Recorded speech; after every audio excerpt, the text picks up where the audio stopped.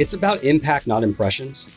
It's a cluttered media environment. How do you stand out? It's a cluttered shelf. How do you stand out? We have a TikTok strategy. Now everybody's on TikTok, but how do you stand out? It's about impact. What do I want people to think about? I wanted them to think we made an impact. You can have all the impressions in the world, but if they fall on deaf ears and it's just a bunch of wallpaper, who the hell cares?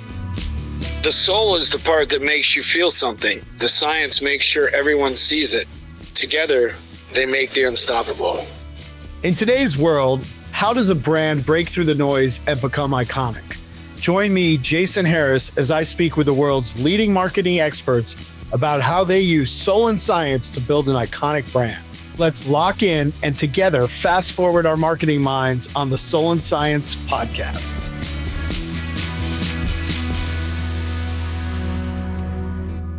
Welcome to another edition of the Soul and Science podcast. Today, I've got Dave Dreyer. He has built brands by disrupting the rules of the category. From cutting his teeth client-side at Honda to boomeranging in the agency world a few different places to co-founding Starco Brands to building CPG brands from the ground up. Now, as CMO of Bazooka Brands, which we all know from our childhood and we love, he's bringing the same disruptive instinct to reinventing candy icons like Ring Pop and Push Pop for a whole new generation. Please welcome to the Soul and Science podcast, Dave Dreyer. Happy to be here. Thanks, Jason. Of course, of course. All right, Dave, tell me how you got into marketing. Did you fall into it? Were you always into marketing? Give me the Dave Dreyer origin story. Yeah, I guess I've always been into marketing. I'm just like the idea guy. I'm like happiest when I'm solving problems with, creativity and solving a challenge or solving a problem. The origin story, let's see, I got my master's from Northwestern and then went straight to Honda, which was a great experience, amazing company, excellent products. But I was in charge of loyalty marketing. And you know what? Honda owners are already loyal. So it was not as fulfilling as I would have liked. I was a little bored. And it was also at the time of the first .com boom. And so I went from there, I went to stamps.com. So internet postage. Oh, I remember stamps.com. Yeah. So I literally pressed the button to launch the service and then slept there for 3 weeks because we had no idea. It was just crazy. It was mayhem and I couldn't have been happier. And I think that's when I learned that's the kind of environment that I need to be in. So you also remember it was high flying and then the days of the dot bomb.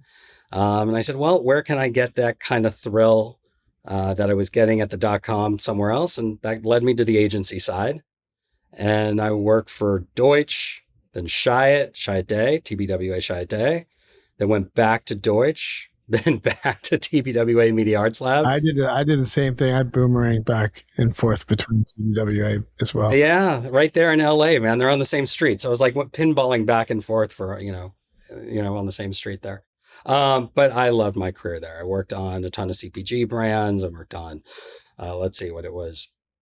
Sara Lee brands and Pennzoil and then Pepsi and then in automotive for Infinity worked on Dr. Pepper, Pizza Hut, and then ultimately was worldwide managing director on Apple for Media Arts Lab. How long did you do the Apple gig? About 2 years there. Yeah. So that was at the time when I got offered this opportunity to break off and co-found a CPG company. So we started Starco Brands and it started slow, but then we found ourselves with 5 CPG brands and 5 different categories. We had perfume, I had protein shakes, I had personal care, and I had an alcoholic whipped cream that we created with Cardi B. So it was a lot of fun, tiring, but really rewarding, learned a lot, loved it. But I got the call to come over here and it was time. So now I'm a CMO here at Bazooka Brands and couldn't be happier. And what happened to the brand you started? Yeah, they're still going. I'm still have a, piece of the company, but at the time, when it's time to leave. It was time to make an exit. So I'm here now, got the call to come here and haven't looked back. And what do you think you're particularly good at? What makes Dave Dave? What makes me me? I think passion and creativity is top of the list, right? Um, just I think that if you ask anybody, they would be like, yeah, no, when he walks into a room, he's bouncing off the walls. I think my team here would probably say that while they're rolling their eyes. But at the end of the day, they know that I bring the energy. And I think, look, I think it's seeing the macro and connecting dots to solve the problems, right? My favorite three words are "what if we," and Love it. that's what I live by, and have fun with it. What do you want the people who have worked for you to say about you? That I made a difference and made an impact, and literally always gave it over 100%. Right? Like that's. I mean, I just want them to like. Look, I want to be a good guy. I want to be fun. I want to be, the guy who brought the creativity. But at the end of the day, I want to make a difference. I want to have an impact, and that's what I really want. That's what we all want, right? That's why you're in this. That's why I'm in this business, at least, right? I want to make an impact. Tell me about, because I've only been on the agency side, and Oh, okay. a lot of our listeners are either agency side or brand side. What do you see the big difference being, and are there similarities? Definitely similarities. It's all about the creativity and such. And again, just seeing the macro and identifying a problem and figuring out using your creativity to solve it. I would say on the agency side, you sell ideas, right? And then every day you go to work, that's what you're quote manufacturing. And you're surrounded by all these people who are really just in the business of ideas. That's your product. Whereas now I'm in the business of candy, right? Like I'm sitting in operations meetings and supply chain and sales and everything. So I'm still using my creativity. I'm still the marketer's marketer, but it's just different, right? Like when I went on the agency side, I got up every day and like, hey, what campaign are we going to build and how are we going to get our brand into culture? And over here, it's, a little different. It's more all encompassing, but I also have more at my disposal to make an impact, right? I can change the product. I can change distribution. I control the budget. That's kind of nice, to truly make that impact. So. What's a campaign from your agency years that you're proud of that, I don't know. I mean, I want to say it's something from Apple, but maybe it's not. Yeah. Look, I'm proud of the work on Apple for sure. But my favorite campaign is actually the Jimmy Dean son. You remember that one? Have you ever seen that one? Jimmy, like the sausage? Yeah, the Jimmy Dean sausage. They like, so we put a guy in a sunsuit. Imagine pitching this, the agent, as the agency guy. I remember that. And he's in the kitchen. And he's in the kitchen. He goes out and he has, the sun has to, rise and he has to light and heat the earth. He needs a good breakfast. And imagine pitching that, to a bunch of marketers going, okay, so we're going to put a guy in a sunsuit. But you know what? That campaign ran for 10 years. Wow. It doubled sales. The brand went from 500 million to $1 billion.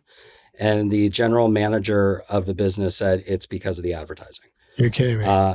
Yeah, they had innovation, they had the whole thing, but you had a campaign that could house all of it. And it made a huge impact in culture. So yeah, the Jimmy Dean Son's my favorite campaign all time. What is the moment when you decided that you wanted to build some of your own brands instead of working on another brand? You know what? It was actually the Jimmy Dean experience. I loved it because we really had a seat at the table, right? We were totally intertwined with the brand team. We grew this entire brand. We went from 500 to $1 billion. And I was like, you know what? I want to do that. I want to build it for myself. Oh, that's cool. And on the agency side, it was kind of like, all right, we did it. And then we moved on. And I was like, no, I want to like own this. I want to take it to the next level. I want to do this. I want to control. And so that's when I really kind of first decided that, it was in me to be that entrepreneur. And then what drew you to Bazooka after being an entrepreneur and building your own brands and then finding this opportunity when they came to you? What made you say, yeah, this seems like a cool opportunity? The people and the ambition for sure. So, Tony Jacobs is our CEO. He was my client while I was working on Dr. Pepper. We've always had a great working relationship. And he came to me and he said, look, we got bought by PE. We need to grow. We've been marketing to kids for a long time. We know that playbook inside and out, but you know what? It's a different world, and I need your expertise over here. And so the ambition, the people, and it's the category. I mean, it's candy, right? It's kind of fun. Yeah, and very iconic brands. For sure, for sure. What are the parts that are you can unearth when you modernize an iconic legacy brand like Bazooka Joe, Ring Pop, Push Pop? What are like, oh, we just have to do this. We haven't been doing this. If we bring this out, it's kind of easy. What are the easy parts, easy wins maybe, and then the hardest part of iconic, candy brands? That's a good question. It's looking at what the core equities are and then how they marry up to where we are in culture now, right?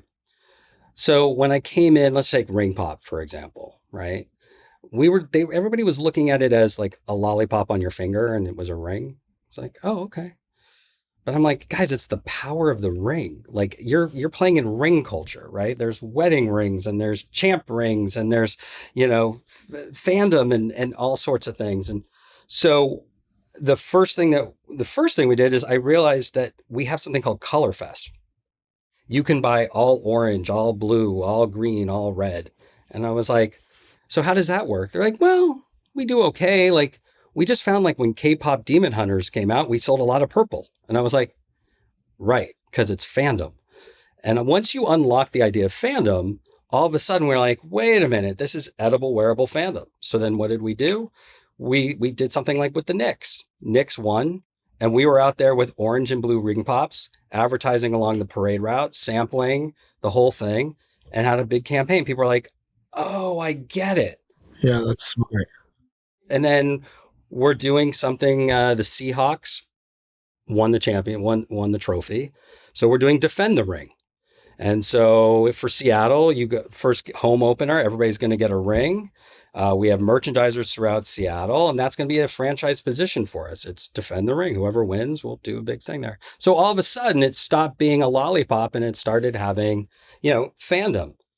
September, we're launching our wedding ring collection with Mindy Weiss. We're launching Champ Ring next fall, around Super Bowl. So we're unearthing like what it means to, have the ring. And it's landed. That makes sense. What is a hard thing about a brand that people have from their childhood or have preconceived notions of that you're trying to change? Yeah, I mean, look, when you have a brand like Bazooka, for example, right? There's so much equity in Bazooka. People love Bazooka Joe, but our gum is rectangular, hard pink gum, which is great. It tastes great. Those who love it. But if I started producing anything else, I'm not sure of the brand elasticity there yet. So what I've got to do, that is hard, right? Getting people that it is so iconic, it is so known for something very specific. How do I expand the portfolio to change the product to meet the needs of today's consumer? So that, and we're working on it. We have a plan. But that is something that's a little more difficult for sure. I love Bazooka Joe. And what I love about Bazooka Joe is the iconography, the character, the name is amazing. Like having a name like that is amazing.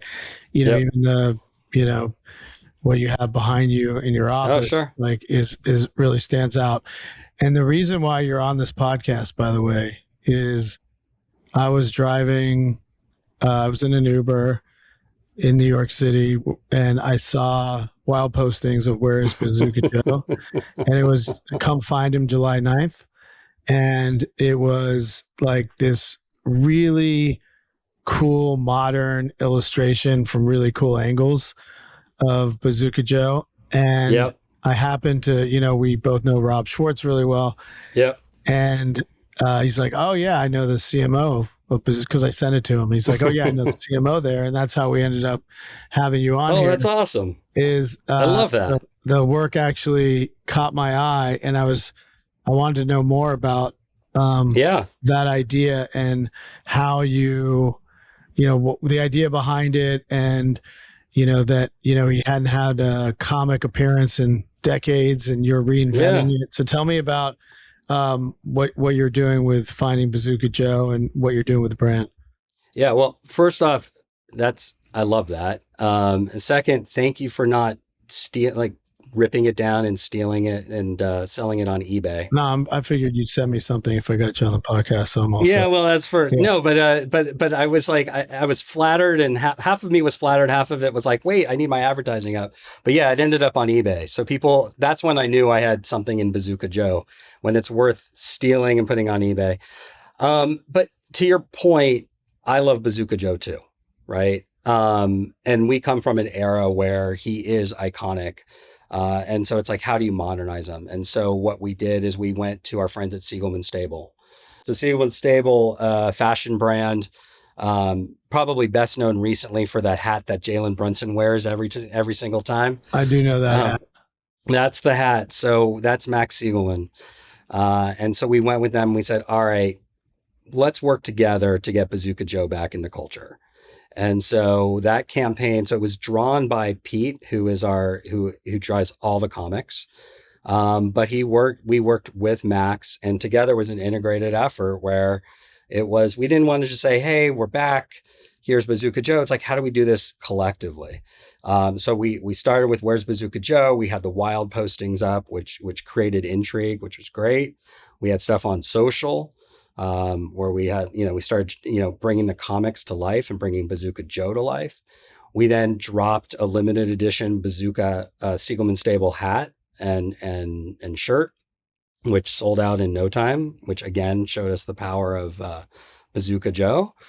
And then and then Max was doing something at Fanatics Fest, so we brought Bazooka Joe to Fanatics Fest, and all of it collectively was like, wait, we have so much equity here. There's so much love, so much brand love. So that's our overall strategy, Jason, is to get Bazooka Joe back into culture, and to your point, align with people, properties that are there. And then once there's a lot of love, then I feel like we'll be ready to kind of expand the brand and really make it a power brand from a product standpoint as well. Why immediately were you like, I'm going to partner with this clothing brand? Bazooka's born in Brooklyn. And so we are a New York brand through and through. And what Max has been doing with the city of New York has been great. He does stuff with the Yankees, he does stuff with the Mets. And he's really well known here. And so we really wanted to be authentic and legit. And again, being a New York brand, and just, made sense. And then I have to be honest, the Knicks winning went from Jalen's hat to our hat, which didn't suck. I love that. That made things kind of nice. And then you just launched the Great Candy Battle campaign. We did. I saw you in the video, by the way. So who you picked for that? What's the concept behind it, and how that's bringing the ring pop into culture? Like everybody, we want to tap what we would call creators, influencers, Sure. Right? That's, the buzzword. But we wanted to do it differently. And we had done something with Macy Neely from Secret Lives of Mormon Wives. We had a new product called Gummy Cube, and she did a post for us, and it performed really, really well. And we said, well, wait, what else can we do? And we brainstormed, and we said, God, what if we took two of the Mormon wives, put them to, pitted them against each other for a candy battle to see who could sell the most candy. Why the Mormon wives? How'd you pick that? They love candy, buddy. They love sugar. That's like the Mormon vice, right? Yeah, exactly. So you have soda and you have candy. And I have to tell you, they're amazing to work with. So Macy was amazing to work with, and we said, let's do this again. Obviously a hit show in culture. She's great to work with, and they're authentic, right? They're candy lovers. So we pitted the two of them against each other, and to do the Great Candy Battle. We just launched it yesterday. And so throughout the month of August, whoever sells the most wins a donation to their charities. So Jesse Draper is representing Team Ring Pop and Push Pop. Macy is Baby Bottle Pop and Juicy Drop. And whoever sells the most throughout the course of the month they get a donation to their charity. So we've got a ton of content. We film them, quote, campaigning around New York. We're going to be in Salt Lake City. We have a pop-up in Salt Lake City, again, for Team Jesse and Team Macy. And they have such a loyal fan base. We're tapping into that fandom and really making candy lovers out of them. You describe yourself as chasing disruption. Is there a marketing playbook in how to do that? Well, you and I are both Shy It veterans, right? Yeah, disruption. Disruption. I mean, 10 years at Shy It, and I kind of, drank the Kool-Aid. Because I think it's the philosophy that I believe in most. And it was in any given category, there's a set of conventions. Our job is to disrupt them, right? And so is there a given playbook? I think there's a mentality. There's a way of approaching a problem and solving it. I like to call it the pirate playbook, hence you got Bazooka Joe right there. It's the pirate playbook. And so I think, but that you always add to you always add to the playbook. You're always, as culture changes, media changes, consumers change, you're going to pivot, but, the approach is always the same, right? You want to be the pirate. You never, what did Steve say? It's more fun to be the pirate than the Navy. Do you have to defend your pirate mindset when you want to spend money and do things? And how do you get that money? Yeah, no. So it's actually funny because once I got here and, you have your 30, 60, 90, and I came in, and after my 30, I said, all right, after I've assessed, I said, here's my plan. And it literally was the pirate playbook. And I said, look, we've got to disrupt. Bazooka Brands is a great company. I absolutely love it. We're not the biggest, right? We're not a Hershey. We're not a Mars. So I painted them as the Navy, right? Let them go do that. If you watch World Cup at all? Of course. Yeah. All right. So one of our competitors is Ferrero, great company. They were all over the World Cup. They had Tom Brady in store doing promotion. We don't have $100 million, right? Let them be the Navy. We're going to be the pirate. And so what I told them is, I said, look, we've been playing in candy culture. That's what we did. Kids marketing, novelty candy. We helped define it. We need to move from candy culture to cultural candy. We need to play in pop culture, and we need a pirate mentality to do that. And everybody went, yep, that's what we got to do. And so that's how we're doing things like the Knicks and Siegelman Stable and Mormon Wives and all these different things that we're doing, because it's a pirate mentality. It's not about creating commercials and, spots and dots, right? And they've been the best supporters. How do we garner attention and earn media and not have an ask for tens of millions in media dollars? How do we get attention in other ways, right? It's about impact, not impressions, right? And I'm always there. You asked earlier, like, what's my view and how do I approach it? It's about impact. What do I want people to think about? I wanted them to think we made an impact. You can have all the impressions in the world, but if they fall on deaf ears and it's just a bunch of wallpaper, who the hell cares? And so that's what I live by. What's a business challenge that keeps you up at night in your new role?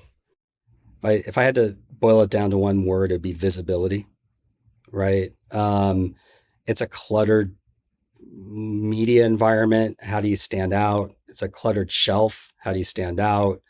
We have a TikTok strategy. Now everybody's on TikTok. How do you stand out? So that's honestly what keeps me up at night. So that's what I'm always thinking about from a marketing standpoint, a product standpoint, communication. How are we more visible? What's something that in marketing that you still haven't figured out? Oh, that's a good one. One of the things that we're working on now is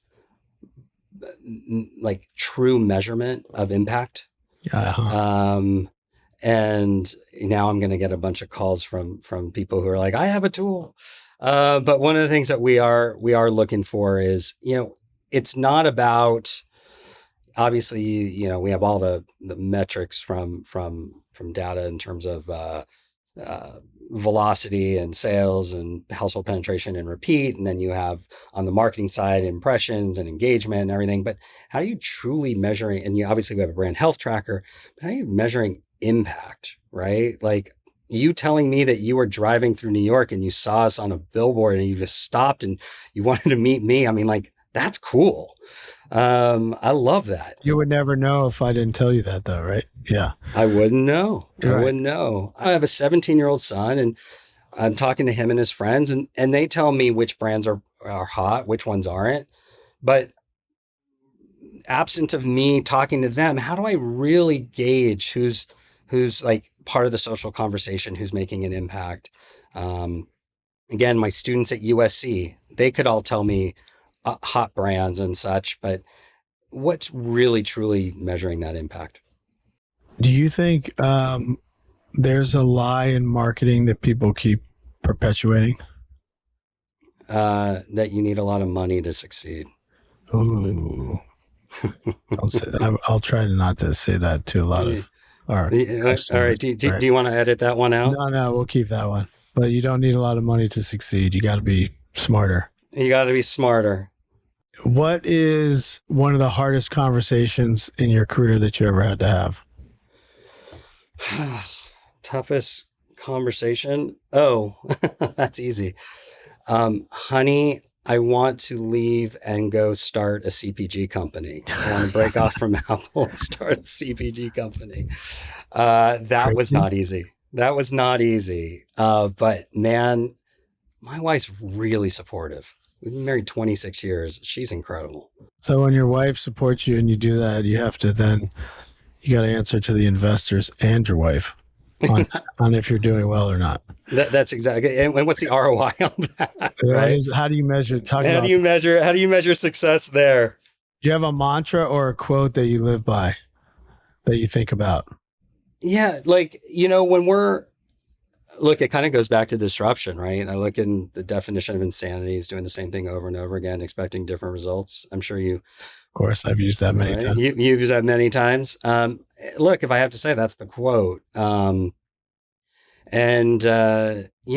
how I approach every situation, right? And oftentimes you'll be disruptive. We do this candy battle. It's a big thing. It's awesome. And then pretty soon it might be a convention and you've got to reinvent. So yeah, it's an oldie, but a goodie, I think. I like it. What is a small habit that you have been doing recently that's maybe had an outsized impact on either your work life or your personal life? Shoot. I don't know if this is a big thing, but it's a habit. Every morning I can't get out of bed without playing the New York Times game. So it's like Wordle and Strands and Connections. Right. Thank you. And it just gets my mind going. Right. I don't know if that's like a secret to success or anything, but I like it and it gets me going. So, but yeah, it's like become a habit. It's weird. When you have a hard thing to crack or a problem to solve, do you have a way that you solve it? Do you sleep on it? Do you go for a walk? Do you go for a run? Do you get people together? How do you crack when you have like that real hard business problem that you don't necessarily have the immediate answer to? Yeah, I definitely sleep on it, right? Like, because I've got to just kind of like, all right, I assess and sleep on it. And then I will go to my quiet spot and not on a laptop or whatever, just I jot down, I have my notebook here, right? And I start jotting down ideas. And then I'm best when I'm with a team and workshopping and brainstorming and what if and then make it stronger. Like, hey, here's a nugget of idea. What if we did it this way and really bouncing off? So I find those core people that we can truly bounce ideas off of. And since you brought him up, I really don't do much without texting Rob and saying, is this a good idea? Yeah. And then, and then he'll be like, no, that's horrible. Go back. Or he'll say, no, that's brilliant. Lately I've been getting good texts. So that's good. I probably text him right after you text him about something. Oh, so yeah. Okay. Well, that's Rob good. is just that's good. Very, very good barometer of decision making. They broke the mold, man. I am number one in the Schwartz fan club for sure. We actually call it the Schwartz Mafia. So well, I like the Schwartz Mafia. Yes. We'll Um, make you remember. It's all I'm a good. member. Mm. What is your hope and dreams for your time at Bazooka? What do you want to accomplish? Um, that's an easy one. Right now, when I ask people about ring pop or push pop or whatever, like, oh my God, I used to love those. Are those still around? Right. And I know I've succeeded when I see people wearing ring pops or I see them talking about it or it's part of the cultural conversation without me having to push, right? I want us to be a part of the conversation. I want it to be, again, we talked about measuring impact. I don't know how I'm going to measure it, but I guess you'll just know, but that we are these cultural brands. I want to be pop cultural brands. I want to be a pop culture candy company. That's what I want to be. Do you think it helps that you have nostalgia on your side? Or do you think it's harder because you're trying to be a modern, maybe younger brand, but the nostalgia or the people that are known for buying the products might be an older audience? No, I think it, and with it, like it has a lot of meaning, right? So you're having to buck the meaning, and then is it, are you grandpa trying to act like a Gen Zer and, all that kind of stuff, and you kind of straddle the line. And um, I like the nostalgia. I like that we have these brands that people love. I think we need to modernize them. And I think what we did with Bazooka Joe and you driving by and going, that's cool. I think it's an example of how you can make that happen. Or if you go look at our Knicks advertising and with Ring Pop, you're like, what the hell? Or the fact that we had Ring Pop at Coachella, right? And people were like, I love Ring Pop. And then they all of a sudden became a fashion statement at festivals, right? Um, so it's just reminding and putting it in culture, but doing it in, obviously, we're all marketers, the word authenticity is thrown around, but you got to do it you got to do it the right way. How do you then take it from, oh, yeah, I remember novelty, I experienced that at Coachella, into a frequency and I'm having a party with a bunch of friends, so I'm going to buy these ring pops, or you know what I mean? Like I'm going to put it in the goodie bag or whatever it might be. How do you turn it into the surprise and delight into repeat purchases? The habit, right? It's the consistency and being out there and having the right message at the right time at the right place. And that seems so trite. And as it's coming out of my mouth, I kind of wish you would edit it out. But the reality is that's the truth. It's like, it's this new attitude that we're just showing up and we're showing up differently. And we're literally reminding folks that no, we're here and reminding them these usage occasions to the point where it does become habit. And we're seeing that happen. We're seeing that happen as we started showing people that you use ring pops as fandom. It's showing in our sales. You're seeing it being bought, let's even our Amazon sales. People are buying Colorfest for that. You see a different demo. You're seeing us age up our brands. You're seeing us, with a new demographic. And it's starting to take hold. I'm only 8 months into this thing, so I've got a long ways to go, and we have to be consistent. But it's about, you got to start somewhere, right? And then just be consistent. What do you guys do to get close to the customer and get audience insight while also being a pirate and doing your own thing and being disruptive and scrappier? Yeah, we definitely we do all the research, right? So you're doing interviews and focus groups and all the tried and true. I think limits to piracy. But also I'll do things where we'll hang out, we'll hang out in places where our target is. We'll go to those events just to observe. I think observational research is crucial.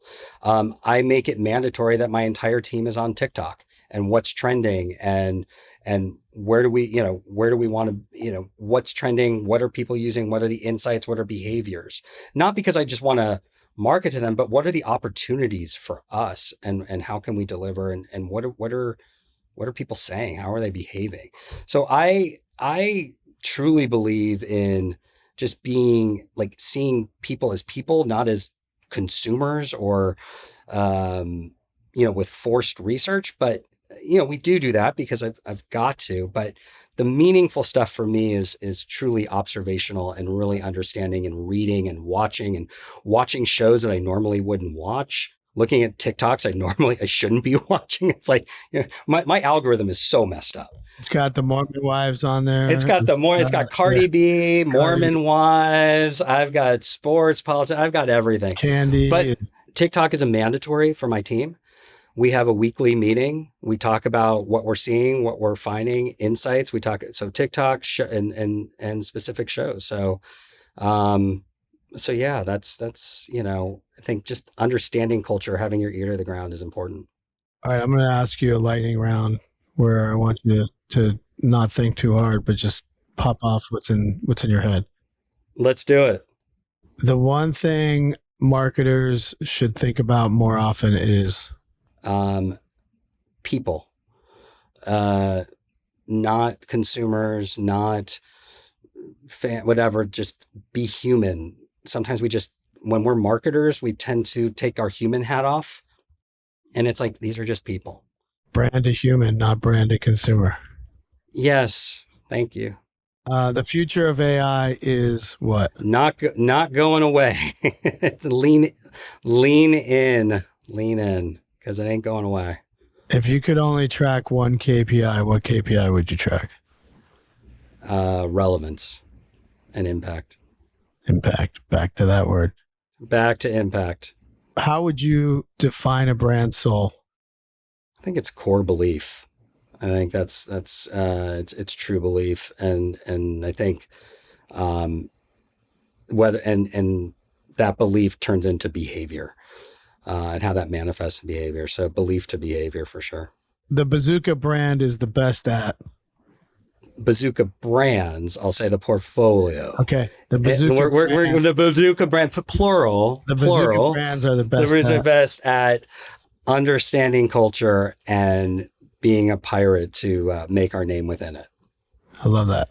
Dave, thanks for being on the podcast and sharing your varied experience with us and all your insights and what you're up to now at Bazooka. We really appreciate it. No, thank you. Absolute pleasure. I really appreciate it.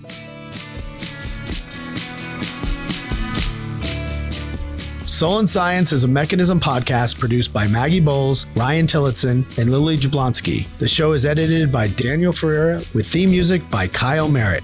And I'm your host, Jason Harris.